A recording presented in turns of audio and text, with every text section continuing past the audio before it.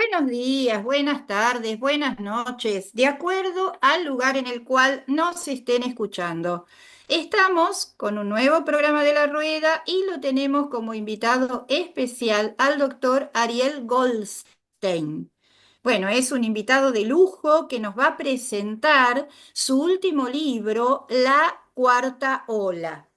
Eh, Les leo un poquito su biografía. Ariel Goldstein es doctor en Ciencias Sociales por la Facultad de Ciencias Sociales de la Universidad de Buenos Aires e investigador adjunto del CONICET en el Instituto de Estudios de América Latina y el Caribe. Ha sido profesor del posgrado en Ciencias Sociales de la Facultad de Ciencias Sociales de la UBA y actualmente es profesor adjunto de la Cátedra Política Latinoamericana de la carrera de Ciencia Política. Ha brindado conferencias en universidades de Brasil y realizado estancias de investigación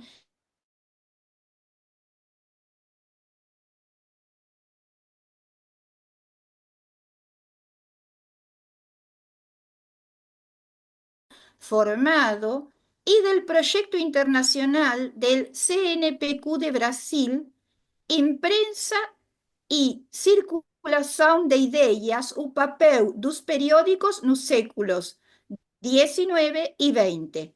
Sus últimas publicaciones incluyen Prensa Tradicional y Liderazgos Populares en Brasil, del 2017, The Press en Classical Populism in Argentine en Brasil, Latin American Perspectives, mayo 2018, Bolsonaro, Marea 2019, Poder Evangélico, Marea 2020 y la Reconquista Autoritaria, Marea 2022.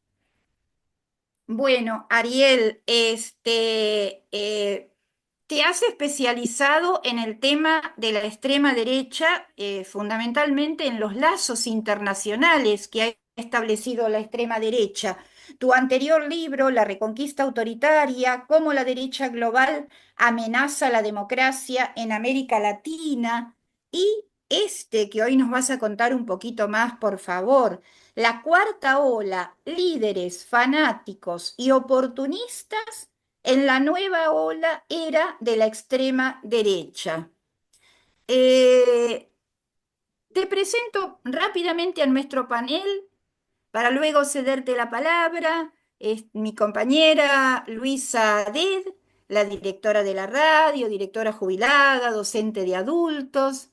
Clelia Gómez, directora jubilada. Walter, profesor de historia de la UBA también. Y bueno, quisiéramos en principio que nos cuentes un poquito el porqué del título, pensando en los oyentes a los cuales está dirigido el programa. ¿Qué significa la cuarta ola? Bueno, en principio gracias por la invitación, Liliana, y gracias a ustedes por darme la oportunidad de conversar sobre este libro. En el libro, bueno, lo de la cuarta ola, que es el título, tiene que ver con decir que hubo tres olas anteriores, ¿no? De la derecha latinoamericana y que esta sería la cuarta. Y paso a explicar brevemente cómo fue eso. Hay una primera ola en el siglo XX, que es la de los años 30, donde el influjo del fascismo italiano y el nazismo alemán tuvo su impacto en América Latina, dando lugar a movimientos similares que buscaban imitar estos grupos, como la Liga Patriótica en la Argentina o como el integralismo en Brasil. Eh, Incluso se hablaba también de hispanidad en esa época, ¿no? De hispanidad en relación con Franco, con Salazar en Portugal, que eran regímenes autoritarios simpatizantes del fascismo. Después hay una segunda ola, que es la que viene con el golpe a Arbenz en América Latina, cuando se lo acusaba de comunista por hacer reformas agrarias, aunque Arbenz no era comunista, pero ya ahí el Departamento de Estado de Estados Unidos estaba aprobando un tipo de intervención en la región que después de la Revolución Cubana, sobre todo, Cuando se entra en la Guerra Fría sí va a ser mucho más pronunciado, cuando se decía que se defendía a la región del comunismo, ¿no? Defendiendo al cristianismo occidental frente a la Unión Soviética y el comunismo. Y hay una tercera ola, que es la de Collor de Mello, Menem y Fujimori, que tiene que ver con la caída del muro de Berlín y las reformas estructurales neoliberales.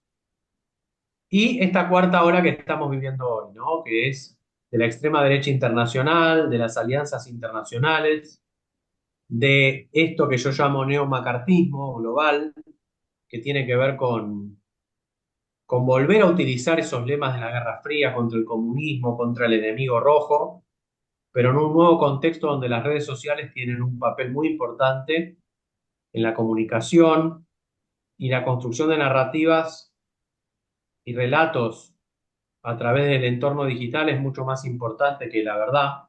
La verdad está puesta al servicio de la dominación de estos grupos posfascistas.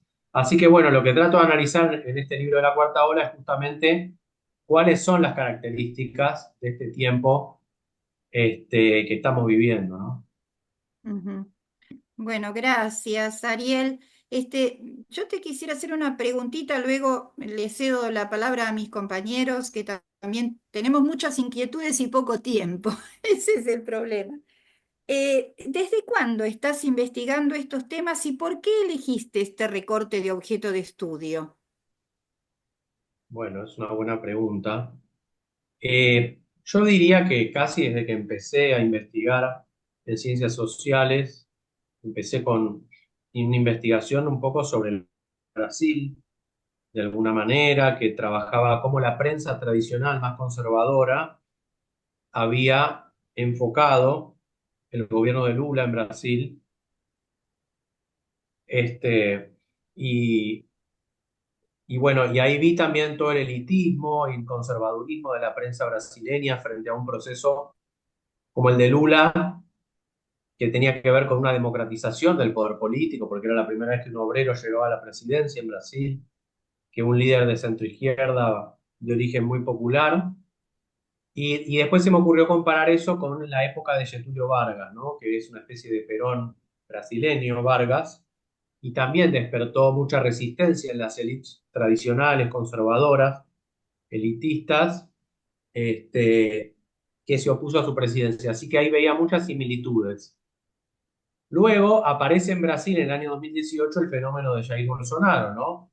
Que era un militar del ejército, es un militar del ejército retirado, que reivindica la dictadura, reivindica justamente el papel de los militares en la represión, porque supuestamente habrían salvado al país del comunismo, y además se nutrió de distintos grupos en su apoyo, el mercado financiero, ¿no? El papel de los evangélicos como religión, el uso de las redes sociales. Entonces me parece que ahí, después del triunfo de Trump en 2016, había un nuevo arquetipo de acción política de la extrema derecha y eso fue lo que quise explorar en ese libro.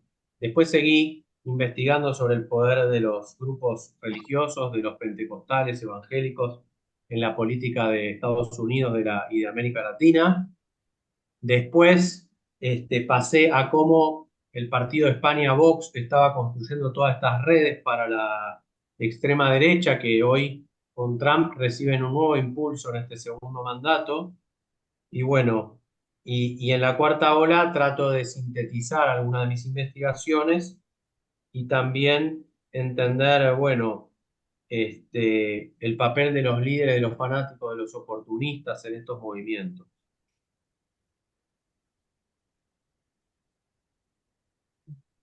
Bueno, gracias. No sé si Clelia o Walter quieren ir haciendo alguna otra pregunta. Sí, yo le quiero contar una pequeña anécdota. Jacobo Arbenz creo que cayó en el 54, puede ser. Sí, Después vino Castillo Armas, un títere estadounidense. Los sí. guatemaltecos pidieron acogida en la Argentina, era gobierno peronista todavía, y los metieron presos. y yo lo fui a visitar con un grupo de amigos. Conocí a unos cuantos exiliados que venían con lo opuesto y estuvieron en nuestro país. Quería recordar eso. Y de paso voy a hacer una pregunta. Estos grupos parecen acogerse a una búsqueda de moralidad, por lo cual se acercan a religiones. No tiene por qué ser siempre la misma la religión, ¿no? Es lo mismo, es la religión que esté en vigencia en la región donde ellos estén. ¿No es así? Bueno, mi interpretación sobre eso es que hay una especie de hibridación religiosa, de mezcla de religiones. ¿En qué sentido digo esto? Que, por ejemplo, el caso de Bolsonaro es el más claro de cómo lo hizo, ¿no? Él era católico originalmente, pero su esposa es evangélica. Pero él se bautizó por un pastor brasileño como evangélico, ¿no? Entonces él habla de los cristianos, entonces apela a un público más amplio, pero también tiene vínculos con los judíos más conservadores, ¿no? Entonces yo digo que es como una especie de hibridación porque sintetizan lo más conservador de cada una de estas religiones y apelan a como a lo común que existe entre esos aspectos más conservadores que pregonan estas religiones, ¿no? La familia tradicional, la oposición al feminismo, la idea del mesianismo, ¿no? De que son líderes elegidos por Dios, por la gracia divina, que tienen una misión que cumplir, que es una misión divina.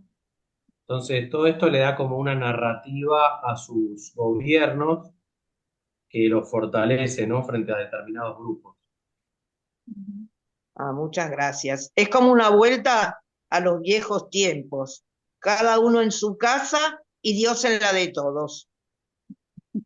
Algo así es lo que proponen, Dios, patria y familia. Sí. Sí, Ujú. está bien. Muchas Bueno, gracias. Walter, Sí, Ariel, mira, primero en nombre de todo el programa, como bien dijo Liliana, agradecerte por tu presencia acá. Y te quería hacer varias preguntas y ver, entiendo que van a ser preguntas complejas, pero bueno, y tenemos poco tiempo, y ver si Sí. podemos hacer una pequeña síntesis. Eh, ¿Se pueden mencionar causas comunes en el ascenso de estas derechas? Más allá de que, bueno, cada país es distinto, es decir, Milei, Argentina es distinto, Estados Unidos es distinto, en su momento el ascenso de Bolsonaro, pero en el ascenso de esas derechas, ¿podemos encontrar causas comunes o cada causa, digamos, cada ascenso de esta derecha obedece a causas específicas de cada país? Y después, bueno, acaba de asumir Trump.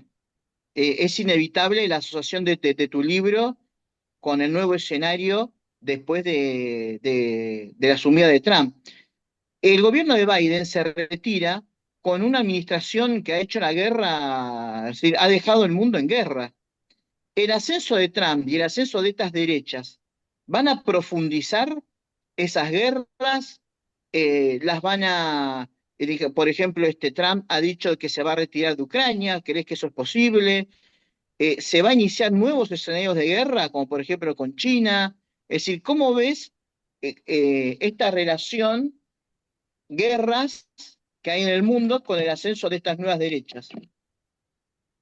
Bien, a ver, voy a tratar de, gracias Walter por la pregunta, voy a tratar de responder. La primera es que sí, yo creo que hay causas comunes y otras que son propias de los países, de cada país en particular. Lo común para mí es la crisis social, económica, política. Incluso uno puede trazar un paralelismo entre Bukele y Milei, por ejemplo, ¿no? Porque ahí uno puede ver que en El Salvador había un problema muy grave, que era el tema de la seguridad, ¿no? Y Bukele aparece como el hombre fuerte que puede resolver, digamos, y la población le perdona, entre comillas, la violación de derechos humanos, la brutalidad con que combate a los grupos criminales, porque logra bajar el índice de crímenes, ¿no? Entonces, ahí hay como una especie de cheque en blanco, ¿no? De la crisis, del hombre fuerte, que aparece para resolver la crisis. y concentra mucho poder. Y en el caso de Milei hay algo similar, que es el tema de la inflación, ¿no? Aparece Milei frente a un tema que nadie podía resolver, bajar, y más allá de el desastre, digamos, social que está generando este gobierno, en mi opinión, porque, bueno, ha aumentado mucho la desigualdad según la gente que lo está midiendo, la pobreza infantil, pero como baja la inflación, hay un cheque en blanco de una parte de la sociedad, ¿no? Entonces, esto tiene que ver un poco con lo que Guillermo O'Donnell, politólogo argentino, alguna vez entendió como la democracia delegativa, ¿no? Que es una democracia de baja calidad que va perdiendo, va concentrando mucho poder en el Ejecutivo, como en un camino hacia el autoritarismo. Pero eso ¿por qué pasa? Porque hay una crisis previa que permite que surja el líder salvador, ¿no? Y con Bolsonaro podemos decir que fue lo mismo con el tema de la seguridad lo que pasó. Así que yo creo que la crisis es inseparable, pero en cada país se da de una forma particular esa crisis, ¿no? La crisis múltiple, ¿no? Porque son distintos órdenes de la crisis que se entrelazan. Si no hay eso, es difícil que un candidato de extrema derecha pueda ganar, para mí. Porque las elecciones donde son electos candidatos de extrema derecha se dan en un contexto donde lo que predomina es un debate muy emocional, muy poco racional, y la sociedad no tiene mucha, digamos, tranquilidad para elegir, ¿no? Porque está en un estado de, de mucho estrés colectivo, ¿no? Por llamarlo de alguna manera. Entonces, esos son los contextos donde asume la extrema derecha, ¿no? No hay un debate más racional de políticas públicas, eso queda totalmente desplazado. Sobre Trump, ahí no puedo, digamos, hacer aseveraciones tan claras porque no conozco tanto el futuro. Ahora bien, me parece que él es un personaje muy pragmático que con simpatías, por supuesto, por la extrema derecha o incluso asumiendo él directamente esas posturas, pero él en su primer mandato tuvo mucho esto de América primero, ¿no? De no hacer nuevas guerras, de enfrentarse con el establishment, digamos, militar, porque no quería. Entonces yo lo que creo que va a haber es mucha disputa con China por el tema tecnológico, ¿no? Esa es la cuestión, me parece a mí central. Trump acaba de anunciar un fondo millonario junto con las empresas tecnológicas porque quieren pasar a China en la carrera por el dominio de la inteligencia artificial. Entonces yo lo que creo es que ese va a ser uno de los conflictos centrales de la presidencia de Trump. Bueno, gracias, Ariel, muy interesante. Mira, a mí me gustaría leer el último párrafo con el cual terminás el libro La Cuarta Ola y preguntarte cómo ves este avance del autoritarismo en Argentina de aquí en más. Porque bueno, ya lo hemos visto con el protocolo antipiquete de Patricia Bullrich, la represión y demás. Pero dice así, cuanto más tiempo permanezca en el poder, más podrá avanzar la extrema derecha en su proceso de desdemocratización, cuyo objetivo último es arrebatar el poder al pueblo para dárselo a las élites aliadas del gobierno. El proyecto 2025, elaborado por la Heritage Foundation, es una demostración de cómo una nueva victoria electoral de líderes como Trump podría profundizar esa concentración antidemocrática y elitista hacia el autoritarismo. Sí. ¿Y cómo lo ves en Argentina? Porque es como, digamos, el panorama es como que van a ir tocando todos los resortes como para perpetuarse. De hecho, Sí, acusar de fraude si gana otro partido y hacer un sí, intento como en Brasil o como en Estados Unidos de tomar los poderes directamente con gente, con masas y encima armadas. sí. Sí, ¿Cómo lo esto ves queda. acá? ¿Cómo lo van a hacer acá? Porque seguro que lo están pensando. No, no sé bien cómo lo van a hacer, pero digamos, tenemos un ejemplo claro con Trump, ¿no? Que asumió ahora y lo primero que hizo fue perdonar a los que asaltaron el 6 de enero el Capitolio con todas las condenas que tenían por violencia, por crímenes, por asesinatos. Este, la forma de construcción de poder que tiene el posfascismo es la violencia simbólica y a veces la violencia física también. Entonces, yo creo que van a buscar ir cada vez más hacia un régimen más autoritario, menos democrático. Es muy claro Milei con el post en Twitter en X que hizo hace horas. Dice, zurdos, hijos de puta, lo vamos a ir a buscar a donde haga falta, como hace Donald Trump. Es decir, es la persecución, el hostigamiento y buscar concentrar todo el poder en el Ejecutivo para que el Congreso y el Poder Judicial no tengan injerencia en las transformaciones abruptas que están proponiendo, ¿no? En ese sentido es un modelo que se inspira en otros procesos de extrema derecha alrededor del mundo, por ejemplo el de Víctor Orbán en Hungría, que está hace como 15 años y no lo pueden sacar, pero no lo pueden sacar no solo por una cuestión de que no tienen votos, sino porque el tipo ha modificado el sistema electoral, la justicia, los medios, de tal forma que no es posible, digamos, que haya una competencia electoral transparente. Ya no es una democracia en Hungría, por ejemplo, ¿no? Entonces me parece que esos son los modelos de referencia. Ujú. Sí, bueno, o sea, se tienen que ir lo antes posible para que no se haga después este círculo de que cada vez se enquista más en el poder. Me gustaría comentarle a la audiencia que vos estás dando cursos claves para entender a la extrema derecha global. ¿Querés contar un poquito? Porque ahora en febrero inicia uno, estamos haciendo la parte 2 del curso que hiciste hace un tiempito atrás. Bueno, gracias Liliana. Eh, esto son unos cursos que empecé hace un año y pico a dictar de forma online y se han inscrito muchos estudiantes, alrededor de 150 o más, que ya han cursado. Eh, y bueno, y es una experiencia interesante, enriquecedora. Me parece que hay mucha gente hoy que estamos buscando respuestas para entender estos fenómenos, estamos tratando de pensar. Y es un espacio donde tratamos de pensar colectivamente a partir de algunas ideas que propongo yo, pero tratamos de pensar en conjunto para tratar de entender cómo funcionan estos fenómenos políticos, analizarlos y bueno, y compartir para lograr una mejor comprensión y quién sabe también de cómo poder actuar frente a estas situaciones, ¿no? Así que los cursos se tratan de eso, ¿no? Y ahora en febrero vamos a empezar con uno nuevo. Ujú.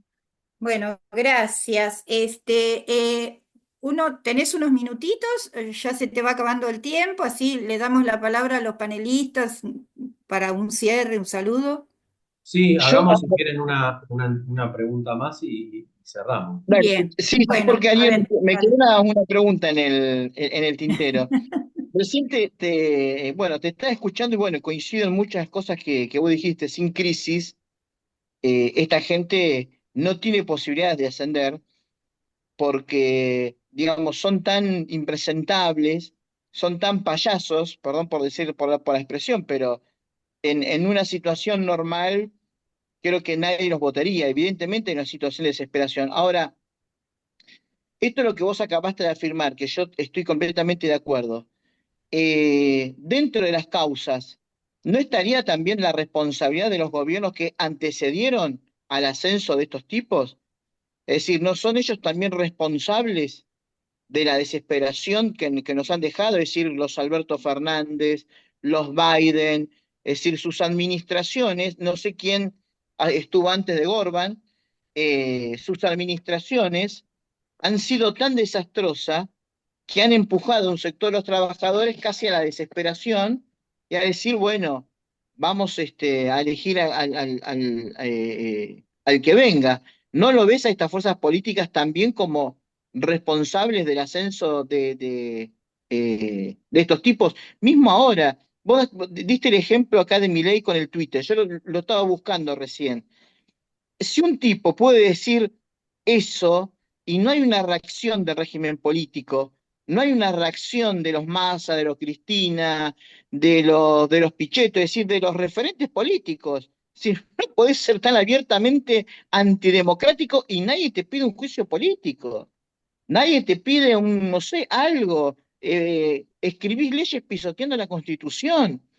Y nadie te pide, no sé, aunque sea una sanción, una cita en el Congreso, algo, ¿me entendés? Es decir, evidentemente, estos tipos también gobiernan a sus anchas, pero porque hay una oposición que de alguna manera también es cómplice. No puede ser que este tipo sea gratis diciéndolo abiertamente, zurdos los vamos a ir a buscar. Es decir, esto y decirte vamos a una guerra civil es lo mismo.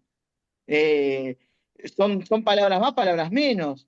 Pero si lo puede decir, ¿cómo lo puede decir a sus anchas sin ninguna consecuencia? Y lo mismo, Trump está firmando decretos que son anticonstitucionales. Es decir, esto de que ahora el hijo del inmigrante que nace en Estados Unidos no puede exigir la ciudadanía, Sí, entre otras cosas, ¿no? Hay una oposición que mira para otro lado. sí. Digo, esto entre las causas, creo que también sería una de las causas que rodea comúnmente a todos estos personajes, ¿no? Perdóname, Ariel, por la extensión. No, no, no, coincido totalmente con lo que decís. Por supuesto que los gobiernos que preceden estos líderes de extrema derecha tienen responsabilidades varias. Eh, Me parece que una de ellas es no haber generado suficientes cambios en la vida cotidiana de las personas para mejor, para que estas personas no se sientan en una situación de desesperación que les haga votar un personaje de este estilo, ¿no? Porque lo que aparece en muchos casos es una situación de precariedad tal que dicen, bueno, que explote todo, total, yo ya estoy mal. Como pasaba en el 2023 cuando decían, bueno, pero si gana Milei vas a perder tus derechos.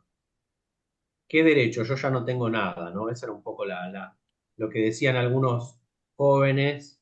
Y bueno, y ahí hay un problema del gobierno de Alberto Fernández gravísimo, digamos que no pudo cambiar la vida de las personas, ¿no? No pudo lograr una mayor estabilidad. Bueno, también hubo una pandemia que tuvo efectos muy destructivos sobre la sociedad, pero...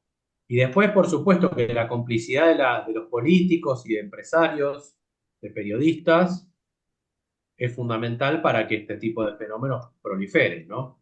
Si no hubiera tanta complicidad, sería mucho más difícil que puedan afirmarse como lo hacen, ¿no? Totalmente. Sí, la complicidad también es de los de abajo, ¿no? En También, cada lugar, del silencio, dejar pasar. ¿M? también. Clelia, Luisa, Sí, este, redondeando lo que han estado hablando hasta ahora, a veces la toma del poder de estos personajes es violenta, pero a veces medran tranquilamente en instituciones corrompidas, en instituciones que se prestan, es decir, el conservadurismo y la derecha a la larga se resistirá un poco, pero a la larga cuando tiene que elegir, elige a estos personajes. Hablando de instituciones corrompidas y anterior a los años 30, acordémonos de Sacco y Vanzetti. Sacco y Vanzetti fueron condenados a la silla eléctrica por jueces muy corruptos. No había ninguna prueba contra ellos y no eran culpables. En esa época se hablaba del peligro rojo. Tenían mucho miedo a que les sucediera algo parecido a lo que había sucedido en la toma del poder en lo que luego fue la Unión Soviética. Y, y en los años 30, los militares de carrera odiaban a Hitler, un cabo austríaco que no tenía ninguna formación. Ellos eran una élite semi-aristocrática. Sin embargo, cuando tuvieron que elegir, se lo aguantaron. Estoy pensando en todo eso.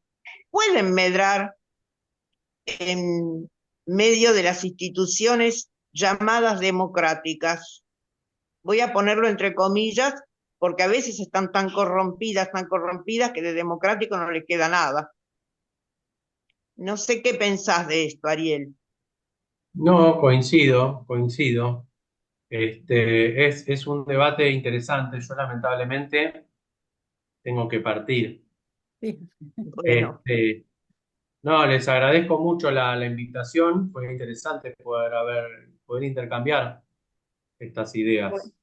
Bueno, Luisa, por favor, y ya te dejamos libre. Y Sí, me sí, gustaría, Ariel, si por favor podés decir dónde conseguir tu libro, La Perfecto. cuarta ola y la reconquista autoritaria para los oyentes. Bárbaro. Y Luisa, ya lo encontré en Amazon. Lástima que no está con Kindle ilimitado, sino pude empezar a leerlo por lo menos. Y nuevamente gracias. Em, y muchas preguntas, una incertidumbre.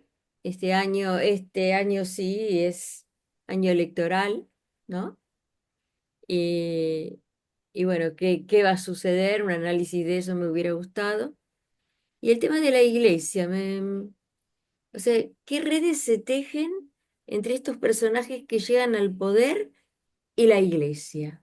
Todavía yo no sé, no entiendo, no entiendo muy bien el presidente de los argentinos qué religión tiene. Punto, y listo. Anda nomás, Ariel, a ayudarle a tus amigos en la mudanza. Y es. bueno. Sí. Bueno, Bueno, ¿querés decir alguna librería? Porque para la sí, gente que sí, nos sí. escucha, que por ahí no puede entrar por Amazon, que le quede el acceso, que sea fácil. Sí, está en Amazon, como decía Luisa, el libro. Ujú, Está, está también en Mercado Libre, lo encuentran ahí. Está en la librería Hernández, por ejemplo, lo tienen. ujú, Está ahí en Corrientes, ahí seguro está. Y en otras que también están, digamos, googleando, se encuentra muy fácil. Sí, En el sí. sitio de la editorial Marea, que es la que lo imprimió, ujú, también pueden solicitar un envío a cualquier lugar del país, creo. Así que ujú. no debería haber ¿Se te problema. puede, ¿tenés redes sociales, Ariel? ¿Se te puede Tengo. encontrar, por ejemplo, los cursos que estás haciendo? ¿Tenés redes para saber de esa información? Sí, es como @Ariel_Goldstein en el Instagram y después el Twitter y los otros es @agoldok. Ah, Agoldok difícil. ¿Cómo es, perdón?